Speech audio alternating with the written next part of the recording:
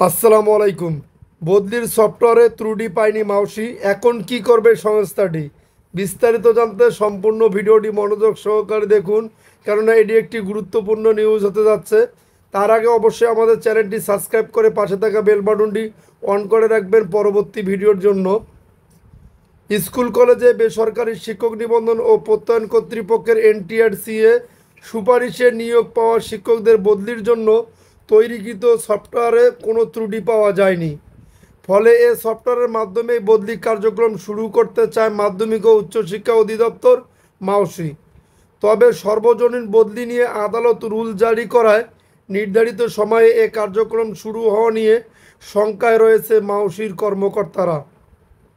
মাউসির একটি সূত্র জানিয়েছে, এনটিআরসির সুপারিশপ্রাপ্ত শিক্ষকদের বদলি কার্যক্রম শুরুর জন্য তৈরিকৃত সফটওয়্যারের ট্রায়াল সম্প্রতি সম্পূর্ণ হয়েছে। এই ট্রায়ালে ৪৫টি শিক্ষা প্রতিষ্ঠানের তথ্য নেওয়া হয়েছে। তথ্য ইনপুট দিতে কোনো সমস্যা হয়নি। এছাড়া অন্য কোনো কারিগরি ত্রুটিও পাওয়া যায়নি। ফলে এ সফটওয়্যারের মাধ্যমে বদলি কার্যক্রম শুরু করতে পুরোপুরি প্রস্তুত মাউসি। নাম অপ্রকাশিত রাখার শর্তে মাউসির এক কর্মকর্তা বলেন, বদলির সফটওয়্যারে কোনো ধরনের ত্রুটি নেই। এমপিও নীতিমালা অনুযায়ী সেপ্টেম্বরে বিজ্ঞপ্তি প্রকাশ করে নভেম্বর থেকে বদলি চালুর জন্য পুরোপুরি প্রস্তুত মাউসি। আমরা এখন শিক্ষা মন্ত্রণালয়ের দিকে তাকিয়ে আছি।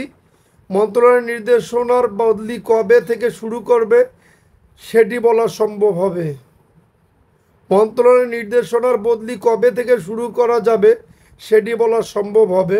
শিক্ষা মন্ত্রণালয়ের নির্দেশনা কেন প্রয়োজন, এমন প্রশ্নের জবাবে ওই কর্মকর্তা আরও বলেন, এমপিওভুক্ত শিক্ষকদের সর্বজনীন বদলি নিয়ে আদালতে রিট হয়েছে। রিটের প্রেক্ষিতে একটি রুল জারি করা হয়েছে। এই রুলের জবাব শিক্ষা মন্ত্রণালয় দেবে। রুলের জবাব দেওয়ার পর বদলি শুরু হবে। বদলি শুরু হবে কিনা সে বিষয়ে মন্ত্রণালয়ের একটি নির্দেশনা প্রয়োজন। মন্ত্রণালয়ের নির্দেশনা হওয়ার পর পরবর্তী কার্যক্রম শুরু করা হবে।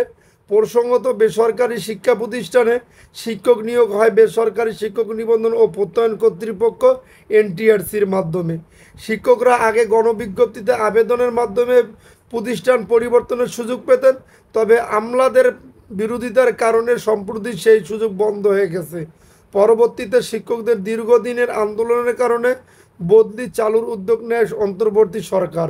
ইতিমধ্যে এ সংক্রান্ত নীতিমালা জারি করা হয়েছে। চলতি বছর থেকে এনটিআরসির সুপারিশে নিয়োগ পাওয়া শিক্ষকরা বদলি চালুর কথা রয়েছে। তবে সর্বজনীন বদলি নিয়ে আদালতে রিট করায় নির্ধারিত সময়ে বদলি চালু হওয়া নিয়ে শঙ্কা দেখা দিয়েছে। যদি আপনাদের নিউজটি ভালো লেগে থাকে তাহলে অবশ্যই আমাদের চ্যানেলটি সাবস্ক্রাইব করে পাশে থাকা বেল বাটনটি অন করে রাখবেন পরবর্তী ভিডিওর জন্য।